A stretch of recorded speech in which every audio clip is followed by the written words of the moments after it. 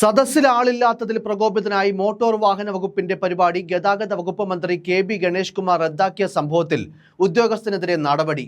സംഘാടനത്തിന്റെ പിഴവിന്റെ പേരിലാണ് ചുമതലയുണ്ടായിരുന്ന assistant transport commissioner V ജോയ്ക്ക് ഗതാഗത വകുപ്പ് കാരണം കാണിക്കൽ നോട്ടീസ് നൽകിയത്.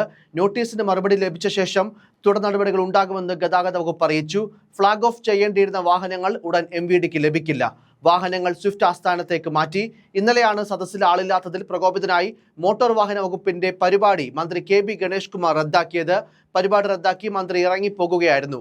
വാഹനങ്ങൾ പാർക്ക് ചെയ്ത രീതിയും സദസ്സിൽ ആളില്ലാത്തതുമാണ് മന്ത്രിയെ പ്രകോപിപ്പിച്ചത്. ഉദ്യോഗസ്ഥർക്കെതിരെ നടപടി ഉണ്ടാകുമെന്ന് മന്ത്രി പറഞ്ഞിരുന്നു. ഔദ്യോഗിക വാഹനങ്ങളുടെ ഫ്ളാഗ് ഓഫ് ചടങ്ങും പോസ്റ്റ് മെഷീനുകളുടെ വിതരണ ഉദ്ഘാടനവുമാണ് മന്ത്രി നിർവഹിക്കേണ്ടിയിരുന്നത്. കനകക്കുന്ന് പാലസ് പരിസരത്തായിരുന്നു വേദി ഒരുക്കിയത്. എല്ലാവരും ക്ഷമിക്കണം, പരിപാടി റദ്ദാക്കുകയാണ്. എല്ലാ വണ്ടിയും ഇവിടെ നിരത്തിയിടണമെന്ന നിർദ്ദേശം നൽകിയിരുന്നു. ഖേദം പ്രകടിപ്പിക്കുന്നു. ഉദ്യോഗസ്ഥരുടെ വീഴ്ചയിൽ നടപടിയെടുക്കുമെന്ന് മൈക്കിലൂടെ അറിയിച്ചായിരുന്നു മന്ത്രിയുടെ ഇറങ്ങിപ്പോക്ക്. സംഘാടനം വളരെ മോശമാണെന്നും വകുപ്പിൽ നിന്ന് പോലും ആരെയും ക്ഷണിച്ചിട്ടില്ലെന്നും വേദി വിട്ട ശേഷം മന്ത്രി മാധ്യമങ്ങളോട് പ്രതികരിച്ചിരുന്നു.